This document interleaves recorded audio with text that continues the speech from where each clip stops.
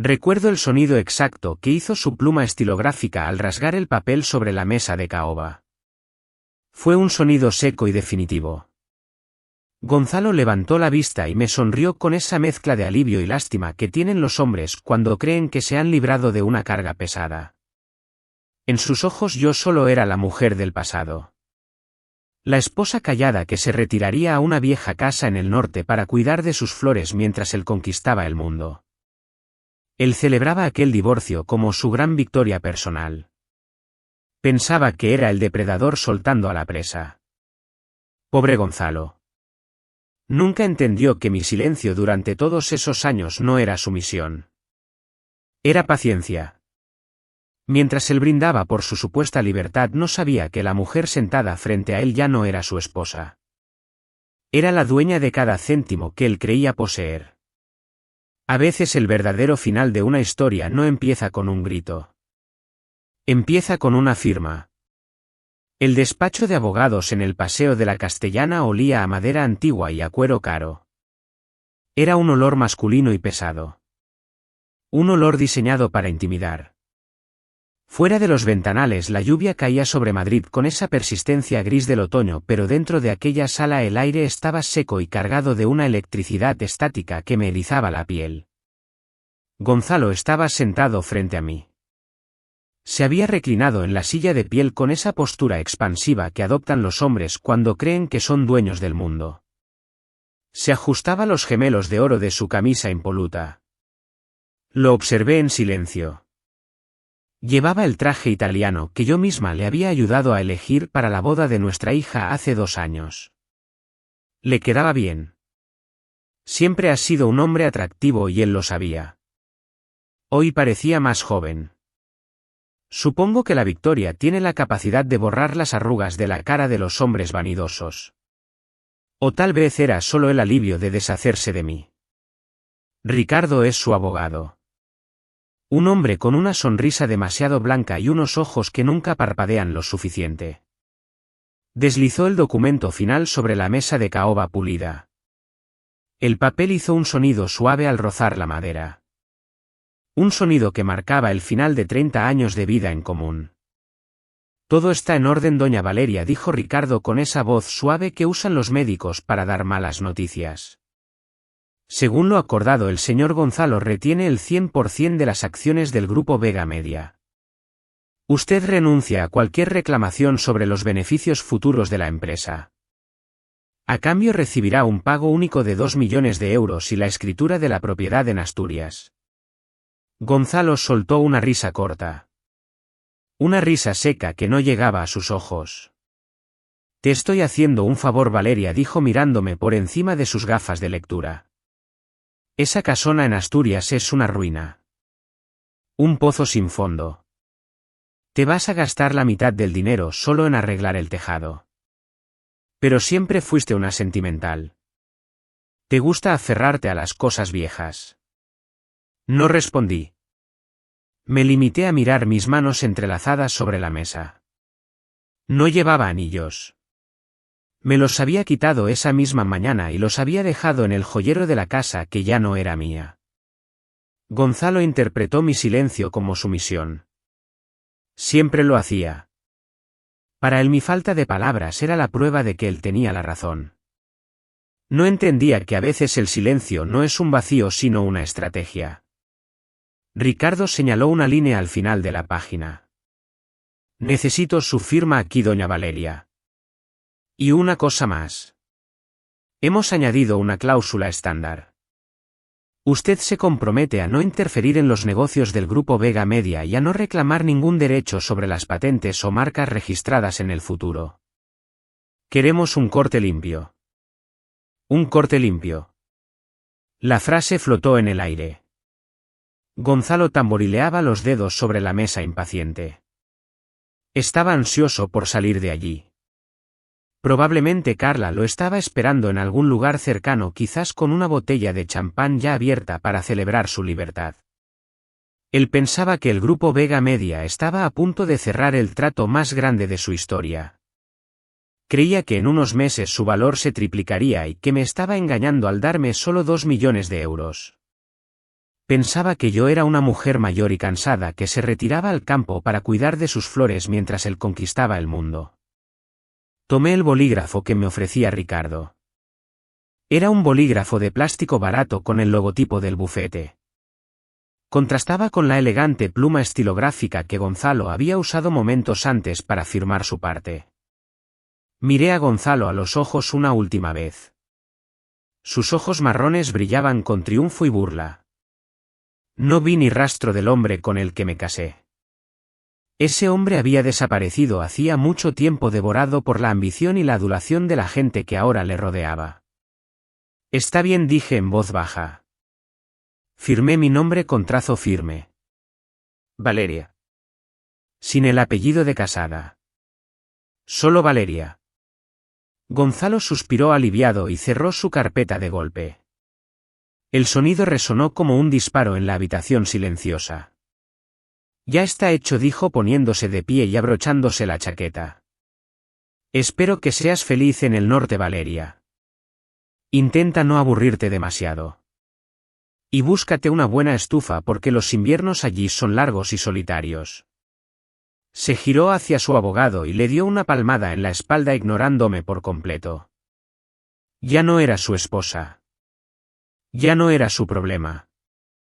Era solo un trámite burocrático que acababa de resolver. Me quedé sentada un momento más mientras ellos recogían sus papeles. Sentí el tacto frío de la mesa bajo mis yemas. Gonzalo caminó hacia la puerta con paso enérgico sin mirar atrás. Se sentía el rey del mundo. Se sentía invencible. Pobre Gonzalo. Si supiera la verdad no caminaría tan rápido. Él creía que se quedaba con un imperio. No sabía que acababa de firmar su sentencia de muerte financiera. No sabía que el grupo Vega Media era un barco con el casco roto y que yo era la única que tenía los botes salvavidas. Él pensaba que me enviaba al exilio en Asturias. No sospechaba que Asturias no era mi refugio sino mi cuartel general. Me levanté despacio, alisé mi falda y salí a la lluvia de Madrid. El aire fresco me golpeó la cara. Por primera vez en años pude respirar hondo. El juego acababa de empezar y el rey acababa de perder su reina. Mientras el taxi se alejaba de las oficinas de Ricardo en el Paseo de la Castellana, supe exactamente hacia dónde se dirigía Gonzalo. No necesitaba ser adivina para saberlo. Después de 30 años conocía sus costumbres mejor que las mías propias. Seguramente habría reservado la mesa más visible en ese restaurante de moda cerca de la Plaza de Colón, donde los camareros conocen a los clientes por su nombre y el precio del vino supera el sueldo mensual de una familia normal. Me lo imaginaba perfectamente. Entraría con la cabeza alta saludando a diestra y siniestra aunque nadie le conociera realmente. Carla ya estaría allí esperándole. Llevaría ese vestido rojo que se compró la semana pasada con la tarjeta de crédito de la empresa. Ella se levantaría para besarle y él la rodearía con el brazo marcando su territorio. Pedirían champán francés. Brindarían. Gonzalo alzaría su copa de cristal fino y diría la palabra que llevaba saboreando toda la mañana. Libertad. La libertad de un hombre que cree que ha soltado un lastre. El taxi me dejó frente a nuestro edificio en el barrio de Salamanca. O mejor dicho, frente al edificio que había sido nuestro. Ahora solo era una fachada de piedra elegante que escondía un hogar vacío. El portero me saludó con una inclinación de cabeza respetuosa, pero vi la lástima en sus ojos. En Madrid las noticias vuelan más rápido que el viento y la caída de un matrimonio como el nuestro era el tipo de cotilleo que alimentaba las conversaciones de todo el vecindario. Subí en el ascensor en silencio. Al entrar en el ático el silencio me recibió como un viejo amigo. No era un silencio triste. Era un silencio limpio. Durante años esa casa había estado llena del ruido de Gonzalo. Sus llamadas telefónicas a gritos. Sus fiestas interminables con gente que no nos importaba. Sus monólogos sobre sus conquistas empresariales que yo debía escuchar con una sonrisa pintada en la cara. Ahora solo quedaban cajas de cartón apiladas en el recibidor. Me quité el abrigo y me senté en el sofá de terciopelo. Miré a mi alrededor. No sentía dolor por perder al hombre. Lo que sentía era una profunda tristeza por la mujer que yo había sido. Durante 3 décadas me había hecho pequeña. Me había encogido día tras día para caber en el espacio que Gonzalo me permitía ocupar. Había dejado de opinar para no ofender su ego. Había dejado de brillar para no hacerle sombra. Había sido una actriz secundaria en mi propia vida. Saqué mi teléfono móvil del bolso. Era un modelo antiguo, nada que ver con los aparatos de última generación que Gonzalo cambiaba cada 6 meses. Marqué un número que sabía de memoria. Solo dio 2 toques antes de que respondieran. Don Arturo, dije suavemente. La voz al otro lado sonó grave y tranquilizadora. Era la voz de un hombre que había servido a mi padre y que ahora me servía a mí con la misma lealtad inquebrantable. Doña Valeria, respondió él. Todo ha salido según lo previsto. El documento está firmado y registrado. La transferencia de los 2 millones de euros ya está en su cuenta personal. Pero lo más importante es lo otro. La cláusula de renuncia es válida. Él ya no tiene ninguna protección. Cerré los ojos y solté el aire que no sabía que estaba reteniendo. Gracias, Arturo. ¿Y la otra operación? La trampa está cerrada, señora. Los inversores de Zurich han recibido la notificación. El lunes por la mañana el mundo del señor Gonzalo será muy diferente. Colgué el teléfono y me quedé mirando por la ventana hacia los tejados de Madrid. Gonzalo pensaba que yo era una simple mujer de provincias que había tenido la suerte de casarse con él. Se burlaba de mi familia en el norte. Decía que éramos unos hidalgos venidos a menos, que vivíamos de glorias pasadas en casas llenas de goteras. Nunca entendió nada. En Asturias, en mi familia, no hablamos de dinero en la mesa. No ostentamos. No llevamos relojes de oro para demostrar quiénes somos. Mi padre me enseñó que el verdadero poder es como las corrientes marinas del Cantábrico. No se ven en la superficie, pero mueven el océano entero. Gonzalo veía mi silencio como debilidad. No sabía que en mi linaje el silencio es donde afilamos las espadas. Él brindaba por su libertad en un restaurante ruidoso. Yo brindaba por la justicia en la soledad de mi salón. Y mi brindis, aunque silencioso, iba a ser mucho más devastador. Todo empezó a torcerse hace unos 5 años. Recuerdo la fecha exacta porque fue el año en que el grupo Vega Media salió por primera vez en la portada de las revistas de economía. El éxito es como el vino peleón.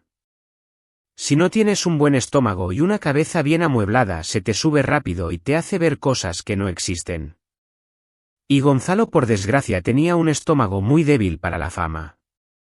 Al principio los cambios fueron sutiles. Pequeños detalles que solo una esposa nota. Empezó a comprar trajes más caros y corbatas de seda italiana. Empezó a llegar tarde a cenar. Luego dejó de venir a cenar. Pero lo que más me dolió no fue su ausencia, sino su mirada. Cuando me miraba ya no veía a la mujer que había estado a su lado cuando no teníamos nada. Veía a una pueblerina. Veía mis orígenes en el norte como una mancha en su inmaculado traje nuevo. Me decía que yo era demasiado aburrida. Que no tenía conversación para sus nuevas amistades de Madrid. Decía que mi acento asturiano era rústico y que me hacía parecer una mujer sin mundo. Luego llegaron las mujeres. Carla no fue la primera, aunque ella crea que es especial. Antes de ella hubo otras. Secretarias jóvenes. Modelos de segunda fila. Gonzalo las exhibía como trofeos. Necesitaba sentir que todavía era joven y deseable. Necesitaba que alguien aplaudiera sus chistes malos y le dijera que era un genio. Yo hacía tiempo que había dejado de aplaudir porque yo veía lo que había detrás del telón.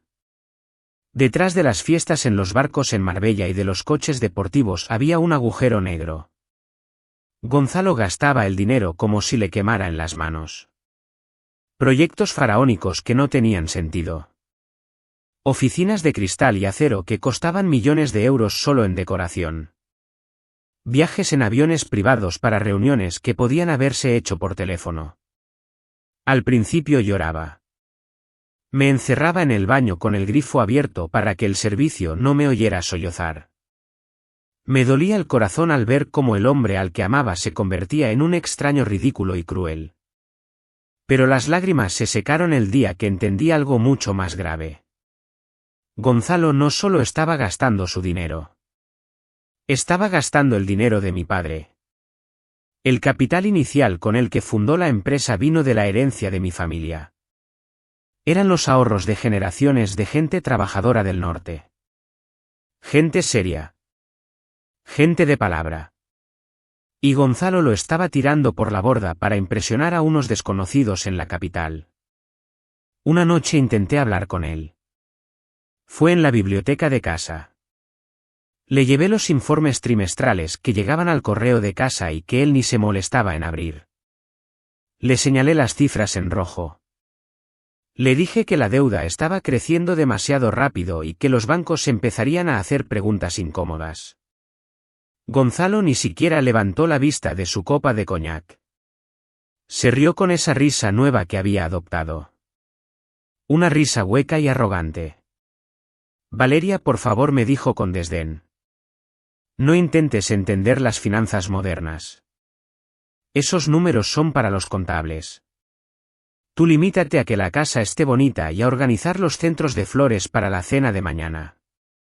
Deja los negocios a los hombres de verdad. Esa frase. Dedícate a las flores. Aquella noche no dormí. Esperé a que él cayera rendido por el alcohol y bajé a su despacho. Conocía la combinación de la caja fuerte porque era la fecha de nuestra boda, aunque él probablemente ya la había olvidado.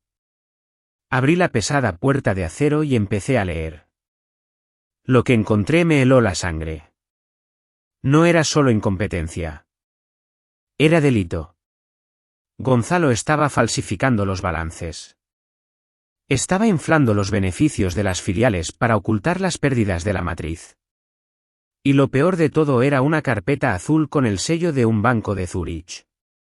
Estaba solicitando un préstamo de 50 millones de euros basándose en esas cuentas falsas. Iba a hipotecar todo el futuro de la empresa sobre una mentira. Cerré la caja fuerte con cuidado. Sentí un frío intenso en el estómago, pero mi mente estaba extrañamente clara. Gonzalo ya no era solo un mal marido. Era un peligro. Iba a estrellar el barco contra las rocas y nos iba a arrastrar a todos con él. A mí. A nuestra hija. Y al legado de mi padre. Subí las escaleras en silencio. Me metí en la cama al lado del hombre que roncaba ajeno al abismo que había cavado a sus pies. Esa noche el amor terminó de morir. Y en su lugar nació algo mucho más frío y útil. La determinación. Si él quería jugar a ser el rey del mundo, yo tendría que aprender a mover las piezas en la sombra para que la corona no nos aplastara a todos cuando cayera. Muchas mujeres en mi lugar habrían optado por el escándalo. Habrían contratado a un detective privado para seguir a su marido a los hoteles de lujo o habrían montado una escena en la oficina rompiendo jarrones contra la pared. Yo no. Yo elegí el camino más difícil pero también el más seguro. Elegí el silencio. Y elegí el estudio. Mientras Gonzalo brindaba en las fiestas de la alta sociedad madrileña hasta el amanecer, yo encendía la pequeña lámpara verde de mi escritorio en la habitación de invitados. Pasé noches enteras leyendo sobre derecho mercantil y fusiones de empresas. Aprendí a descifrar balances que antes me parecían jeroglíficos. Descubrí que el lenguaje del dinero es mucho más honesto que el del amor porque los números nunca mienten. Si hay un agujero en la cuenta, tarde o temprano alguien tiene que caer en él. Fue una tarde lluviosa de noviembre cuando decidí dar el paso definitivo. Cité a don Arturo. No quería vernos en su despacho ni en mi casa donde el servicio podía escuchar. Nos vimos en aquel café antiguo cerca de la Puerta del Sol. Un lugar con mesas de mármol gastado y camareros con chaleco negro donde el tiempo parece haberse detenido hace 50 años. El olor a café tostado y churros calientes me dio una extraña sensación de hogar. Don Arturo llegó puntual como siempre. Se quitó el sombrero y me miró con esa mezcla de cariño y preocupación que siempre me dedicaba. Pensaba que le había citado para llorar sobre mi matrimonio roto. Pensaba que quería pedirle que tramitara un divorcio rápido para huir de la humillación. Pero cuando saqué los documentos bancarios de mi bolso su expresión cambió. Mi padre el viejo conde nunca confió del todo en la impulsividad de Gonzalo. Era un hombre del norte prudente y visionario. Por eso dejó una parte sustancial de su herencia en un fideicomiso blindado a mi nombre. Un fondo de emergencia que mi marido desconocía por completo. Durante años ese dinero había estado quieto acumulando intereses esperando el momento adecuado. Y el momento había llegado. Quiero fundar una sociedad, don Arturo, le dije en voz baja. Se llamará Inversiones V.A. V.A. Valeria Asturias. Mis iniciales. Mi identidad real. Don Arturo ajustó sus gafas y leyó mis notas. Sus cejas blancas se alzaron con sorpresa. Doña Valeria, dijo él susurrando aunque nadie nos prestaba atención. ¿Es usted consciente de lo que me está pidiendo? Quiere usar su patrimonio personal para comprar la deuda tóxica del Grupo Vega Media. Es una inversión de altísimo riesgo. Si la empresa cae, usted lo perderá todo. Lo miré fijamente a los ojos. La empresa no va a caer, Arturo. La empresa es sólida. Tiene patentes valiosas y un buen equipo técnico. El único problema es la cabeza. El problema es el capitán, que está borracho de éxito y nos dirige hacia un iceberg. Tomé un sorbo de mi café. Estaba frío, pero no me importó. No quiero destruir a Gonzalo, le expliqué con calma. No busco venganza. Busco un rescate. Él cree que el Grupo Vega es suyo porque su nombre está en la puerta. Pero los cimientos son de mi padre. Y no voy a permitir que los venda por partes para pagar sus caprichos y sus diamantes para esa chica. Si él no puede llevar el timón, entonces lo llevaré yo. Don Arturo sonrió levemente. Una sonrisa de orgullo. Empezamos esa misma semana. Operamos desde las sombras. Contactamos con los bancos pequeños y medianos a los que Gonzalo debía dinero. Estaban asustados por los rumores de insolvencia, así que nos vendieron la deuda con descuento. Estaban encantados de librarse del problema. Poco a poco los pagarés y las obligaciones del Grupo Vega Media cambiaron de manos. Pasaron de las cajas fuertes de los bancos a mi carpeta de cuero. Gonzalo dormía tranquilo roncando a mi lado pensando que había engañado al sistema. No sabía que su acreedor más implacable dormía al otro lado de la cama. Cada vez que él firmaba un nuevo crédito absurdo, en realidad estaba firmando su rendición ante mí. Yo ya no era su esposa sumisa. Era la dueña de su destino. El fin de semana pasó con una lentitud extraña. Una calma tensa que se instaló en las calles de Madrid como una niebla baja. Mientras yo permanecía en silencio en mi apartamento rodeada de cajas a medio cerrar, Gonzalo vivía en una realidad paralela. Me llegaron rumores. Siempre llegan. Madrid es un pañuelo para cierta clase de gente. Me contaron que Gonzalo celebró su divorcio por todo lo alto. Alquiló la terraza de un hotel de 5 estrellas. Hubo música. Hubo risas. Hubo brindis prematuros. Carla estaba allí, por supuesto, brillando con joyas que probablemente se habían pagado con los fondos de reserva de la empresa. Gonzalo hablaba a gritos sobre el lunes. Decía que iba a ser el día 1 de su nuevo imperio. Hablaba de despedir a los directivos viejos, esos leales a mi padre que todavía quedaban en la junta. Hablaba de modernizar. De romper con el pasado. Pobre iluso. No sabía que el pasado tiene la mala costumbre de volver para cobrar las facturas pendientes. Mientras él dormía la mona o la resaca de su propia vanidad, la maquinaria que don Arturo y yo habíamos puesto en marcha seguía girando. Sin ruido. Sin descanso.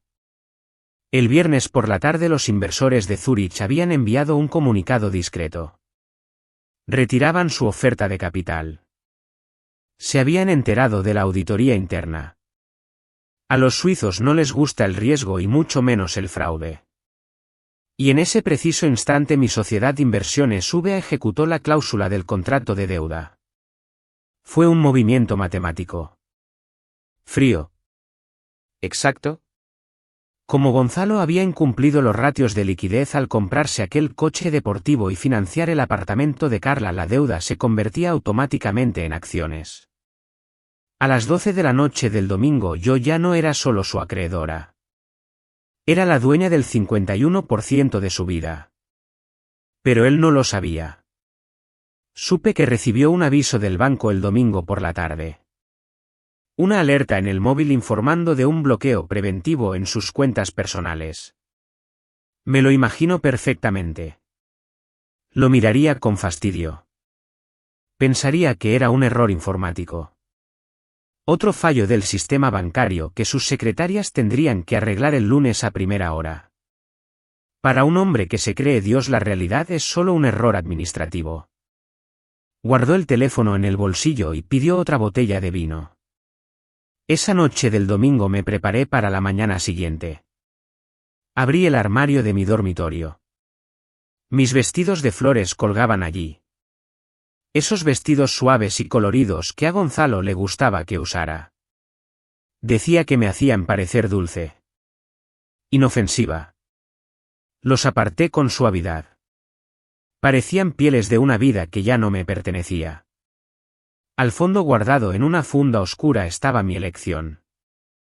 Saqué un traje de chaqueta gris marengo. Corte recto. Lana fría. Un traje de negocios. Me lo probé frente al espejo de cuerpo entero. La tela caía con peso sobre mis hombros. Me ajusté la chaqueta. Me recogí el pelo en un moño bajo y apretado. La mujer que me devolvió la mirada desde el espejo no era Valeria, la esposa paciente. Era Valeria, la hija de su padre. Había acero en mis ojos. Antes de apagar la luz, mi mirada se posó en la mesita de noche. Allí seguía nuestra foto de boda en su marco de plata. Éramos tan jóvenes en esa imagen. Él tenía pelo y yo tenía esperanza. La tomé entre mis manos. El metal estaba frío. No sentí odio. Ni siquiera sentí pena. Solo sentí que esa historia ya había terminado hacía mucho tiempo y que solo faltaba escribir el punto final. Con un movimiento suave puse el marco boca abajo sobre la madera. El cristal chocó contra la mesa con un sonido definitivo. Adiós, Gonzalo.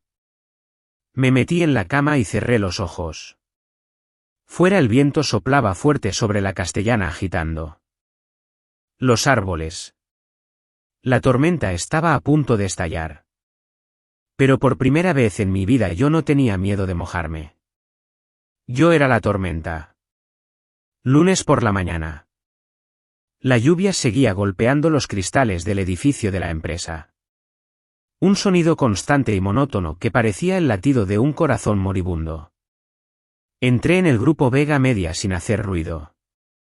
Los empleados me miraban al pasar con una mezcla de sorpresa y algo que parecía temor. Susurros. Miradas furtivas hacia sus teléfonos.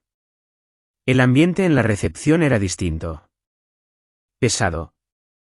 Cargado de una tensión que no era la habitual expectación previa a una gran noticia. Me dirigí directamente a la sala de juntas. El corazón me latía con fuerza, pero mi rostro permanecía impasible. Había ensayado este momento 1000 veces en mi cabeza. En el silencio de mi antiguo hogar. En las noches de insomnio mientras él dormía plácidamente. Sabía exactamente lo que tenía que decir. Y más importante aún, sabía cómo decirlo. La sala estaba llena. Más gente de la habitual. Los directivos que normalmente ocupaban sus asientos con aire de suficiencia ahora estaban pálidos. Sus miradas iban de un punto a otro de la sala como buscando una salida. Me sorprendió ver a Ricardo, el abogado de Gonzalo, sentado en un rincón con su maletín cerrado a sus pies. Pero lo que realmente me detuvo en seco fue la silla del extremo de la mesa. La presidencia. Estaba vacía. Gonzalo aún no había llegado.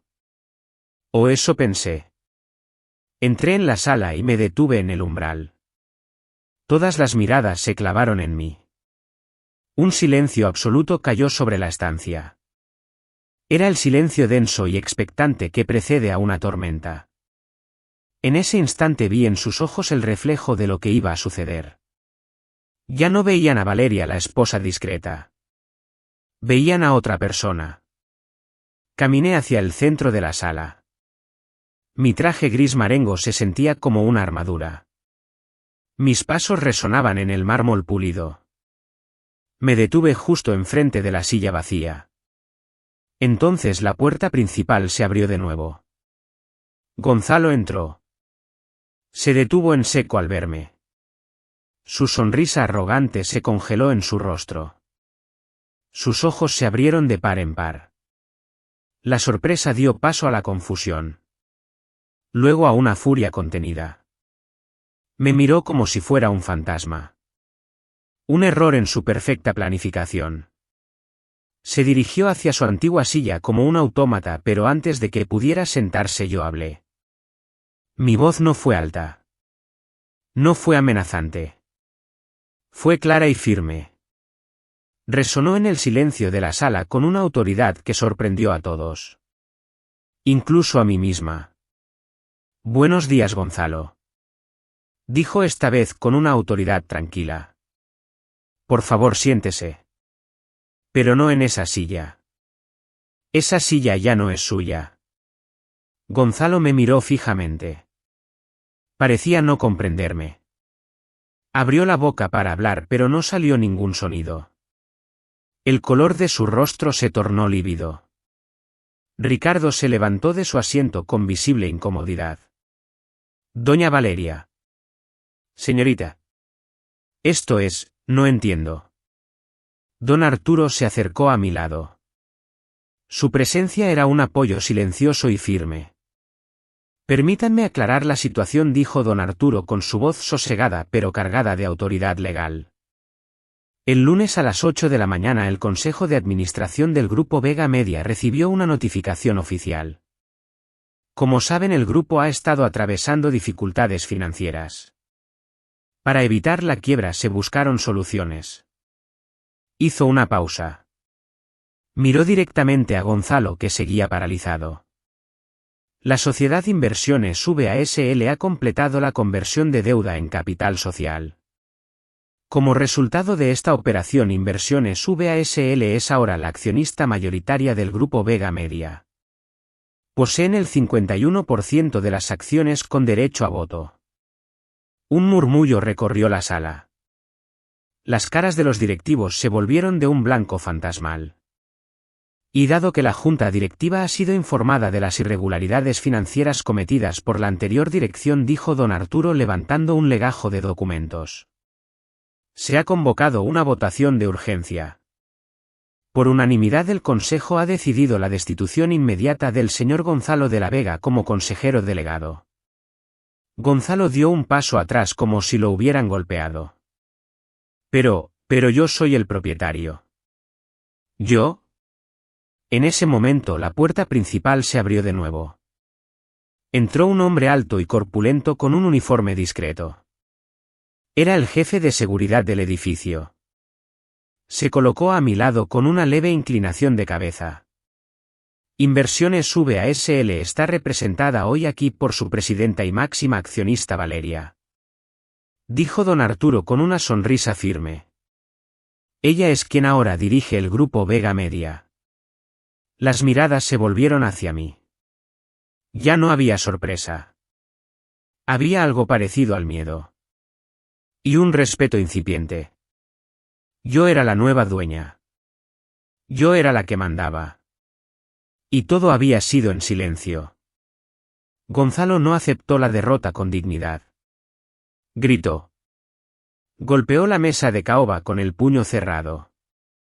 Su cara estaba roja de ira y las venas de su cuello parecían a punto de estallar. Parecía un niño pequeño y caprichoso al que le han quitado su juguete favorito en medio del parque. Gritaba que aquello era una trampa. Que era ilegal. Decía que nos iba a demandar a todos hasta dejarnos en la calle. Decía que él era el alma de la empresa y que sin él todo se vendría abajo. Pero don Arturo no se inmutó. Con una calma absoluta propia de quien tiene la verdad de su lado empezó a sacar papeles de su maletín de cuero. Uno por uno. Los fue deslizando sobre la mesa con suavidad. Eran las pruebas. Allí estaban las transferencias a cuentas ocultas. Los pagos de las joyas de Carla realizados con la tarjeta de crédito corporativa. Los informes de los auditores que demostraban que había inflado los beneficios para engañar a los bancos. Y lo más doloroso para él. Las cartas de los acreedores exigiendo el pago inmediato de una deuda que él no podía cubrir. Gonzalo intentó romper un papel. Pero don Arturo le detuvo con una frase corta. Son copias, Gonzalo. Los originales están en el juzgado. Y entonces ocurrió. Miré hacia la esquina de la sala. Allí estaba Carla. Había asistido a la reunión en calidad de secretaria personal. Llevaba su cuaderno y su bolígrafo lista para apuntar la gran victoria de su amante. Al principio parecía asustada por los gritos. Pero cuando don Arturo mencionó la palabra fraude y la cifra real de la deuda algo cambió en su rostro. Fue un cambio instantáneo y brutal. El brillo de adoración que solía tener al mirar a Gonzalo desapareció. Se apagó como se apaga una vela de un soplo. Sus ojos se volvieron fríos. Calculadores. Carla era una superviviente y acababa de darse cuenta de que el barco se hundía. Y ella no pensaba ahogarse con el capitán. Gonzalo, por favor, basta. Mi voz cortó sus gritos. Estás despedido. El consejo ha votado por unanimidad. Tienes una hora para recoger tus cosas personales. Y Gonzalo, la seguridad te acompañará hasta la salida. Gonzalo se quedó sin aire. Se giró buscando apoyo en Carla. Buscando a su cómplice. A su amor. Carla, diles algo. Diles que es mentira. Pero Carla ya no estaba en su bando. Ella estaba guardando su teléfono móvil en el bolso de marca. Ese bolso que él le había comprado la semana pasada con el dinero de la empresa. Se levantó despacio. Se alisó la falda roja sin mirarle a la cara. Gonzalo intentó agarrarle el brazo. Carla. Ella se apartó con un gesto de asco. No me toques, Gonzalo, le dijo. Yo no sabía nada de esto. Yo solo soy una empleada. No me vas a arrastrar a la cárcel contigo. Y se fue. Dio media vuelta y salió por la puerta sin mirar atrás. El sonido de sus tacones alejándose por el pasillo resonó en el silencio sepulcral de la sala. Tac. Tac. Tac. Cada paso era una puñalada en el ego de Gonzalo. Él se quedó solo en medio de la sala. Me miró. Por primera vez me miró de verdad. No vio a la esposa sumisa de Asturias. Vio a la mujer que le había ganado la partida sin levantar la voz. Se dejó caer en la silla. Sus hombros se hundieron. Parecía que había envejecido 20 años en 20 minutos. Su traje italiano parecía de repente demasiado grande para él. ¿Cómo?, preguntó en un susurro. ¿Cómo has podido hacerme esto tú? ¿Tú que solo sabes de flores? Lo miré y sentí que algo se rompía dentro de mi pecho. Pero no era satisfacción. Señoras y señores. El momento de ver la caída en los ojos de Gonzalo no me trajo la victoria que imaginé. Solo vi un vacío inmenso. Si ustedes siguen escuchando mi historia hasta este minuto, por favor dejen un comentario con la palabra acompañar o compartan este relato. Su presencia es el aliento que necesito para tener el valor de contarles la parte final y más difícil de este viaje. No hubo sirenas. No hubo policía llevándoselo esposado. En nuestro mundo, en la vieja alta sociedad de Madrid, las cosas no se hacen así. Los trapos sucios se lavan en casa y los escándalos se entierran bajo alfombras persas. Decidí no presentar cargos penales contra Gonzalo. No lo hice por él. Lo hice por nuestra hija y por la memoria de mi padre. No quería ver el apellido de mi familia arrastrado por los telediarios. La vergüenza pública es una condena mucho más lenta y dolorosa que la cárcel. Gonzalo salió del edificio escoltado por 2 guardias de seguridad que hasta ayer le saludaban con reverencia. Llevaba una caja de cartón pequeña en las manos. Dentro iba su agenda, unas cuantas fotos y su pluma estilográfica. Nada más. Todo lo demás, los coches, los cuadros, las esculturas, pertenecía a la empresa. Y la empresa ahora me pertenecía a mí. Me contaron después que intentó volver al apartamento que compartía con Carla. Pero la llave no giró en la cerradura. El conserje le informó con mucha educación que la señorita Carla se había marchado hacía 1 hora. Y no se había ido en taxi. Se había llevado el coche deportivo. Ese Jaguar que Gonzalo amaba más que a su propia vida. Al parecer el contrato de arrendamiento del coche estaba a nombre de ella. Fue la última estocada. La última broma cruel del destino. Gonzalo terminó esa noche en un apartahotel en las afueras. Un lugar gris y anónimo. Me imagino el silencio de esa habitación. Sé que intentó hacer llamadas. Marcó los números de sus amigos del club de golf. Llamó a los políticos a los que había invitado a cazar en nuestra finca de Toledo. Llamó a los banqueros con los que solía comer los viernes. Pero nadie contestó. El teléfono sonaba y sonaba en el vacío. En Madrid la lealtad dura lo que dura el éxito. Cuando el dinero se acaba, los amigos se evaporan como el rocío al sol. Gonzalo descubrió de la peor manera posible que no le querían a él. Querían su influencia. Querían sus invitaciones. Querían su poder. Sin eso él solo era un hombre de 60 años cansado y solo. Mientras él se enfrentaba a sus fantasmas, yo me enfrentaba al caos que había dejado. No hubo tiempo para celebraciones. Al día siguiente a las 8 de la mañana yo estaba en mi nuevo despacho. No ocupé el despacho grande de Gonzalo con sus vistas panorámicas. Elegí una oficina más modesta cerca del departamento de contabilidad. Me arremangué la camisa y empecé a trabajar. Los primeros días los empleados me miraban con recelo. Esperaban una purga. Esperaban gritos y despidos masivos. Pero yo hice lo contrario. Saludé a las señoras de la limpieza por su nombre.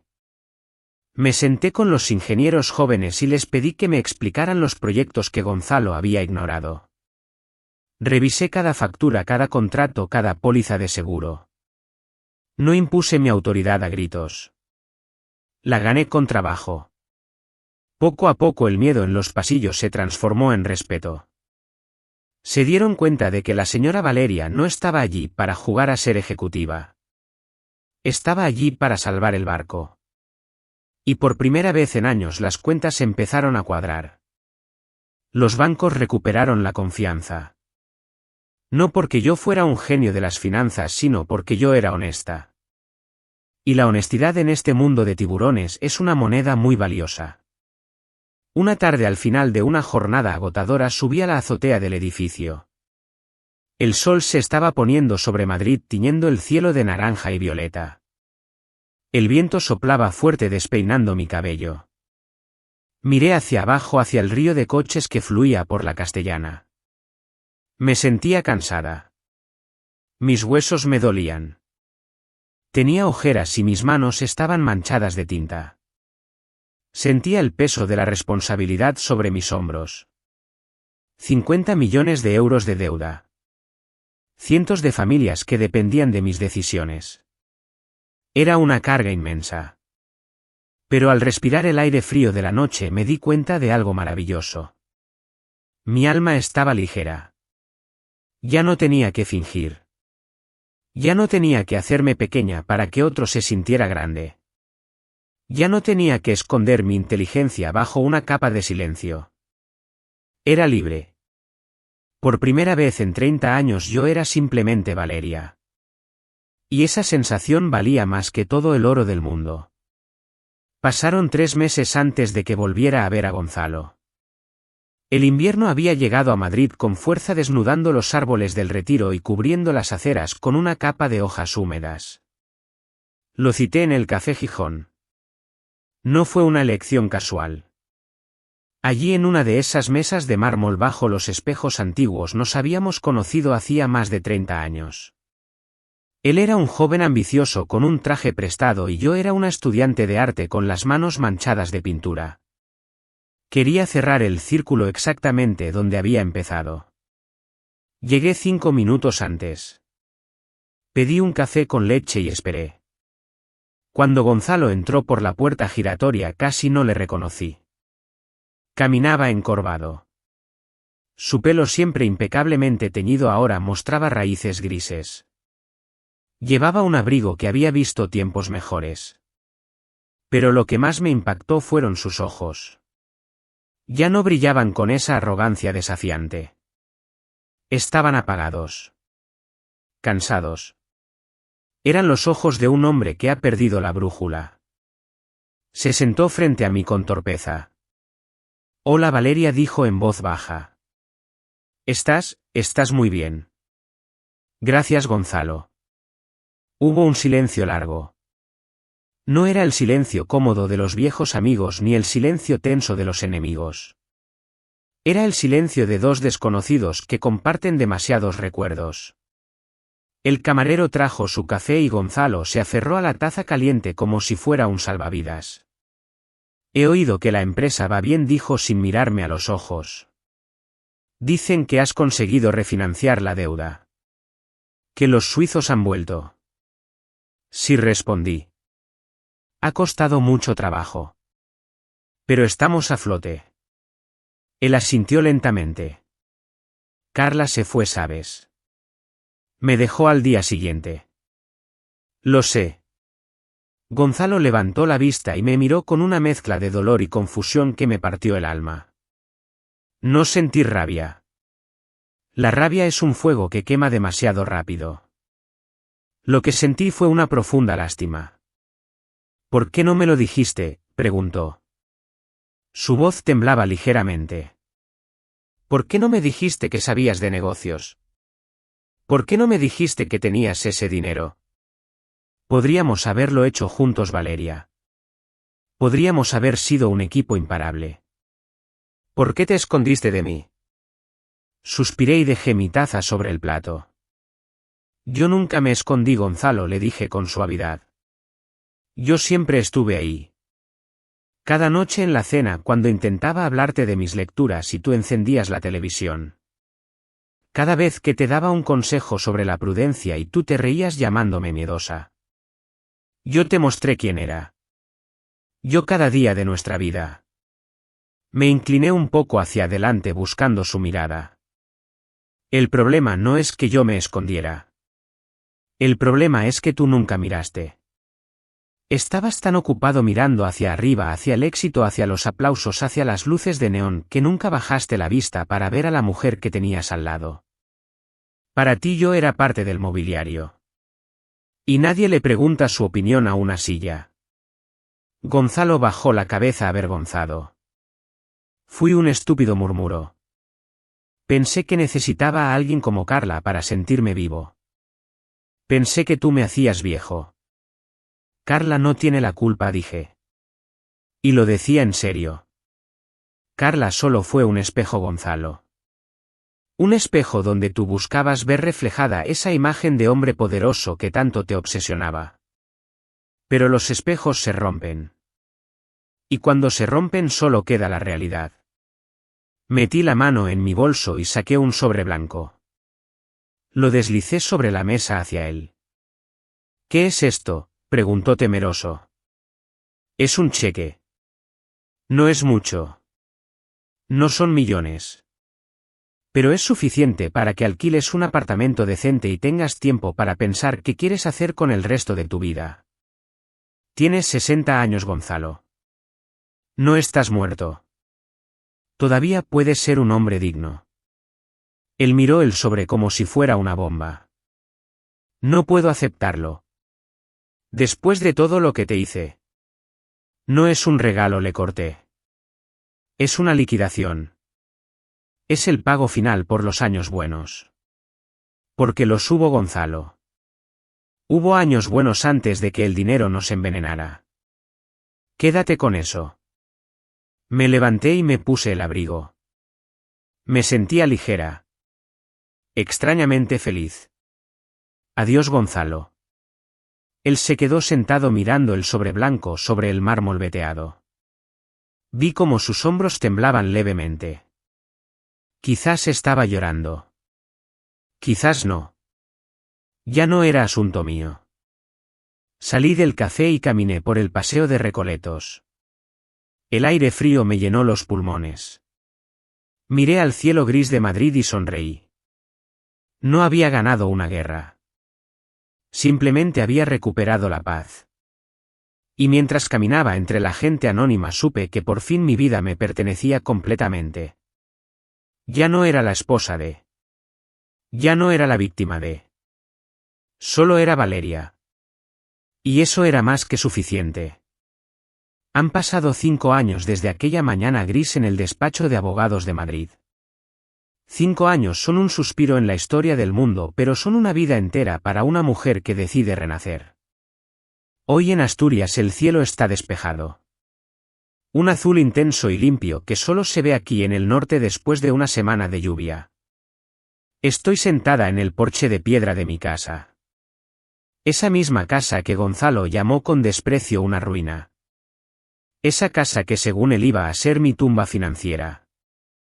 Ahora la vieja casona de mis antepasados ha recuperado su orgullo.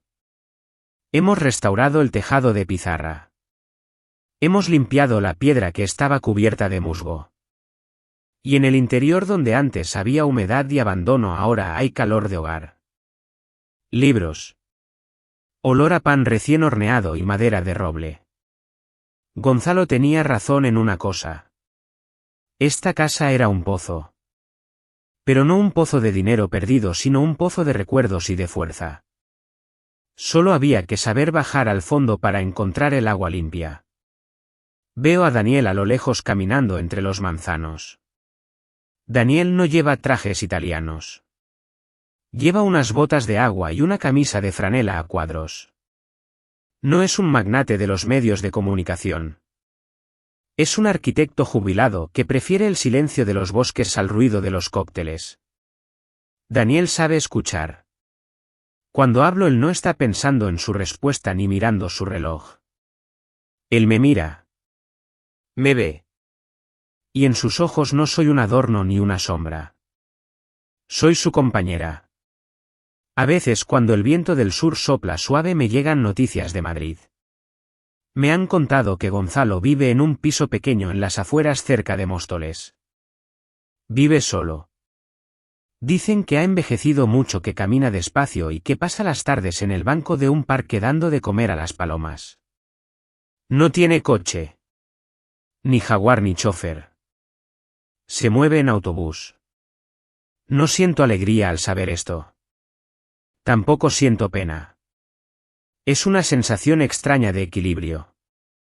Como si el universo hubiera ajustado por fin una balanza que estuvo inclinada demasiado tiempo hacia el lado equivocado. Me levanto y camino hacia el huerto.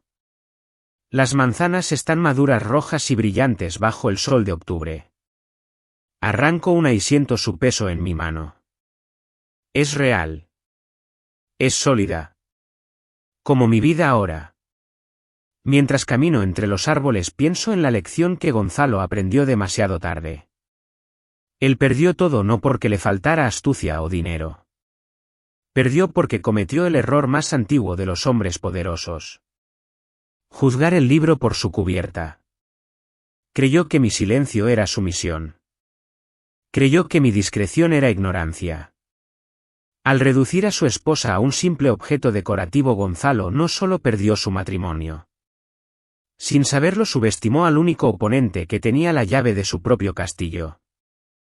La soberbia es y siempre será la venda más peligrosa para los ojos de un hombre. Pero si miro más profundo hacia las raíces de esta historia, entiendo algo más sobre él. La traición de Gonzalo nunca se trató realmente de mí. No buscaba a otra mujer porque yo fuera insuficiente o vieja o aburrida. Se trató de su propia inseguridad. Él era un hombre con un ego de cristal. Necesitaba a alguien que lo mirara como a un dios porque en el fondo él se sentía muy pequeño. Necesitaba el ruido constante, la adulación, los aplausos.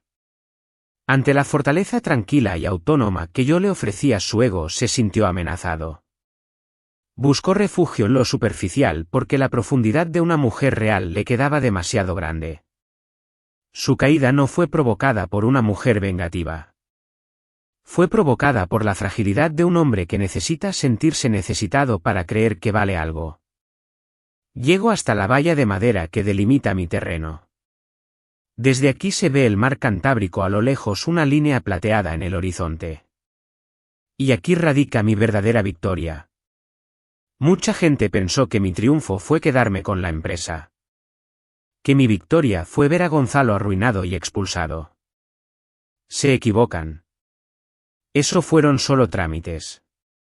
Negocios. Papeles firmados en una sala de juntas. Mi victoria real fue la dignidad. Yo no grité. No insulté. No contraté detectives para humillarlo en la prensa rosa. No busqué destruirle la vida por placer. Simplemente dejé que las consecuencias de sus propias acciones cayeran por su propio peso. Entendí que la mejor respuesta ante la traición no es el odio. El odio te ata a la persona que te hirió. El odio es beber veneno y esperar que el otro muera. No. La respuesta es la indiferencia de quien sabe lo que vale. Me marché con la cabeza alta protegiendo mi paz. Y ahora, mientras muerdo esta manzana dulce y miro a Daniel saludarme con la mano desde el otro lado del jardín, sé que tomé la decisión correcta. La venganza más elegante no es hacer ruido. Es seguir brillando intacta y feliz mientras el otro se apaga lentamente en su propia oscuridad. Como decía mi abuela, el tiempo es un juez muy lento pero que siempre tiene la razón.